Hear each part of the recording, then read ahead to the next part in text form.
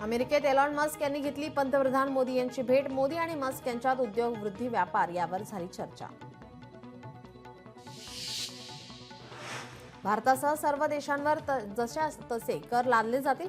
पंतप्रधान मोदींना भेटण्याच्या 8 तास आधी ट्रम्प यांची घोषणा. मनोज जरांगे यांची आज अंतरवाली सराटीत पत्रकार परिषद. सकाळी 10 वाजता घेणार पत्रकार परिषद. पत्रकार परिषदेत उपोषणाची भूमिका करणार स्पष्ट. जगभरातल्या 180 भ्रष्ट देशांच्या यादीत भारताचा 96वा क्रमांक. भारतामध्ये डिजिटल आयुधाचा वापर वाढल्यापासून भ्रष्टाचार कमी. पैठण तालुक्यातील वडवाळी येथील शेतकरी लक्ष्मण बडे यांच्या शेतात कापूस वेचणी पूर्ण. यावेळी डॉक्टर दीप्ती वाडगावकर यांनी शेतकऱ्यांना केलं मार्गदर्शन. यावेळी मोठ्या संख्येने शेतकरी उपस्थित. हिंगोलीच्या बाजारात शेतकरी टरबूज विक्रीसाठी दाखल. सध्या 20 रुपये प्रति किलो दराने टरबूज विक्री. यामुळे टरबूज उत्पादक शेतकरी चिंतेत. बुलढाणामधील धानोर महासिद्ध महाराजांच्या यात्रेला सुरुवात. महासिद्ध महाराजांच्या पादुकांची मिरवणूक टाळ मृदुंगाच्या निनादात आणि हरिनामाच्या गजरात गाव दंग झाला. सलग आठवडाभर चालणाऱ्या या यात्रेमध्ये पंचक्रोशीतील नागरिक मोठ्या श्रद्धेने सहभागी होत आहेत. नवस फेडण्यासाठी आगीच्या निखाऱ्यावर चालण्याची परंपरा. हिंगोलीच्या बाभुळगावमध्ये अघोरी परंपरा आजही कायम. अकोल्यात साठवून ठेवलेल्या कापसावर डस्ट माइट्स किड्यांचं आक्रमण. कापसाचं उत्पादन खर्च परवडत नसल्याने यावर्षी किमान 10,000 रुपये क्विंटल दर मिळावा, शेतकऱ्यांची अपेक्षा. प्रेमाचा दिवस म्हणून ओळखला जाणारा दिवस म्हणजे व्हॅलेंटाईन डे. आजच्या दिवसाला लाल गुलाबाला महत्त्व. आज लाल गुलाबांची मार्केटमध्ये जोरदार मागणी. जहांगीर आर्ट गॅलरीमध्ये बर्ड्स ऑफ नॉर्थ ईस्ट ईशान्य भारतात आढळणाऱ्या दुर्मिळ पक्ष्यांच्या छायाचित्रांचे प्रदर्शन. छायाचित्र प्रदर्शनाचे उद्घाटन मिलिंद म्हैसकर यांच्या हस्ते झालंय. 18 फेब्रुवारीपर्यंत सकाळी 11 ते संध्याकाळी 7 पर्यंत हे प्रदर्शन खुले राहणार आहे.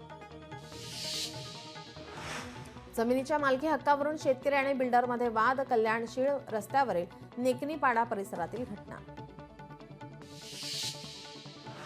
अहिल्यानगरचे जिल्हाधिकारी यांच्या आनंददायी परीक्षा पॅटर्न अंतर्गत जिल्हाधिकारी कार्यालयात वॉर रूम स्थापन. वॉर रूम मधूनच जिल्हाधिकाऱ्यांनी केली सुमारे 1000 परीक्षा केंद्रांची मॉनिटरिंग. डम्पिंग ग्राउंडवरील कचऱ्यामुळे शेतकऱ्यांना नाहक त्रास. 80 वर्षीय शेतकऱ्यांसह शेतकऱ्यांनी चाकूर नगरपंचायत समोर आमरण उपोषण केलं. उपोषणकर्त्यांची प्रकृती खालावली.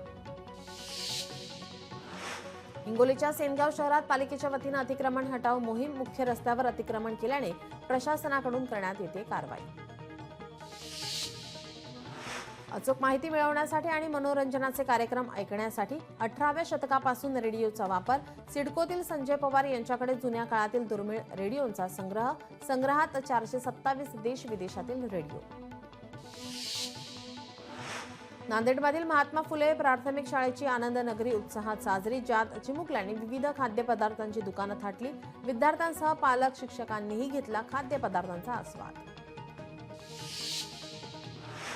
बिहारमधल्या तरुणाने नवी मुंबईत केली आत्महत्या. आत्महत्येचं कारण अस्पष्ट. एपीएमसी पोलिसांकडून संबंधित घटनेचा तपास सुरू. पैठण तालुक्यात जलजीवन मिशन योजनेअंतर्गत 167 गावांमध्ये जलजीवनाचे काम सुरू. त्यापैकी 94 गावाचे जलजीवनची कामं पूर्ण. यवतमाळमधील आश्रम शाळेत फेस रिडिंग बायोमेट्रिक सुरू. वेतन बायोमेट्रिक हजेरीमुळेच आता काढल्यामुळे शिक्षकेतर कर्मचाऱ्यांना आर्थिक फटका सहन करण्याची पाळी.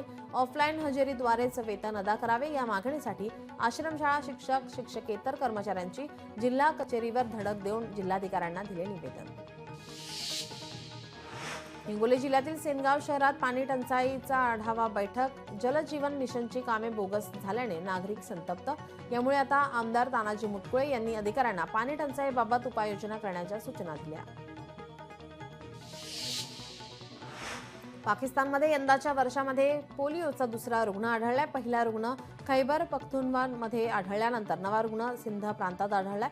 पाकिस्तानमध्ये मागील वर्षी पोलिओचे 74 रुग्ण आढळले. लोकशाही मराठी ऐका, पहा, जागरूक रहा.